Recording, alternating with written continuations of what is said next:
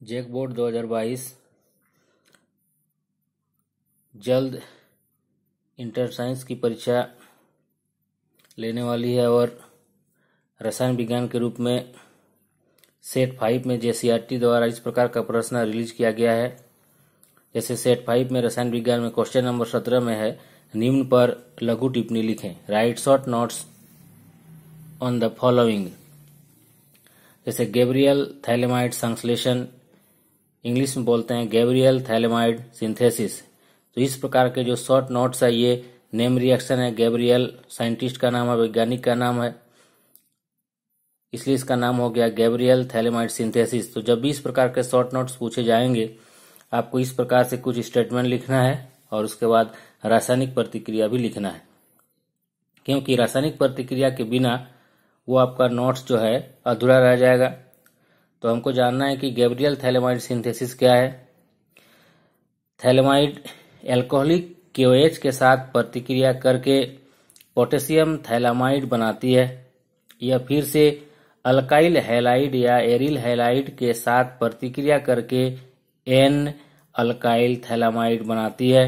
इसे जब जल के साथ तनु अम्ल के साथ प्रतिक्रिया कराई जाती है तब प्राइमरी एमीन का निर्माण होता है। कहने का मतलब है कि गैब्रियल थैलेमाइड सिंथेसिस में जिस प्रोडक्ट का सिंथेसिस होता है, जिस प्रोडक्ट का, जिस उत्पाद का संश्लेषण होता है वो है आपका प्राइमरी एमीन, 1 डिग्री एमीन या प्राथमिक एमीन। तो जब ये प्राइमरी एमीन का संश्लेषण करना है तो कैसे होगा? तो सबसे पहले ये जो थैलेमाइड है, ये थैलेमाइड आपका एल्कोहलिक पोटेशियम हाइड्रोक्साइड के साथ रासायनिक प्रतिक्रिया करेगी। कहने का मतलब है कि ये जो थैलेमाइड है, बेंजीन रिंग, CONH, इसको बोला जाता है थैलेमाइड। ये थैलेमाइड कैसे बनता है? तो phthalimide phthalic acid plus ammonia, जब थैलिक एसिड और अमोनिया को आपस में रासायनिक प्रतिक्रिया कराया जाता है तो इस थैलेमाइड का निर्माण होता है।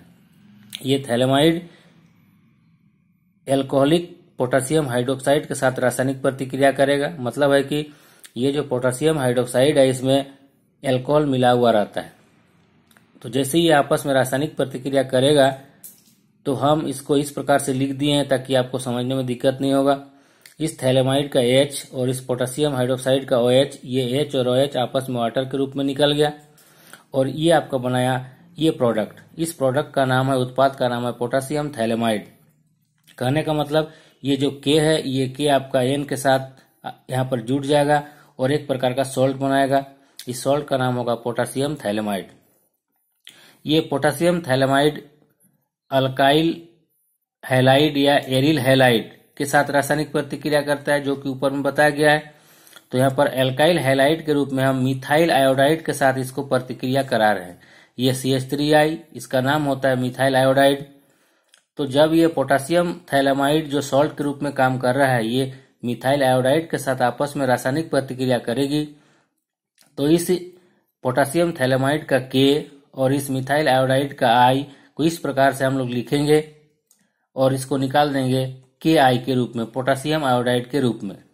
तो अब इसमें से बचा CH3, तो ये CH3 फिर N के जगह पर जाएगा और आपका जो उत्पाद बनाएगा वो बनाएगा आपका ये, इसका नाम है N मिथाइल थैलामाइड।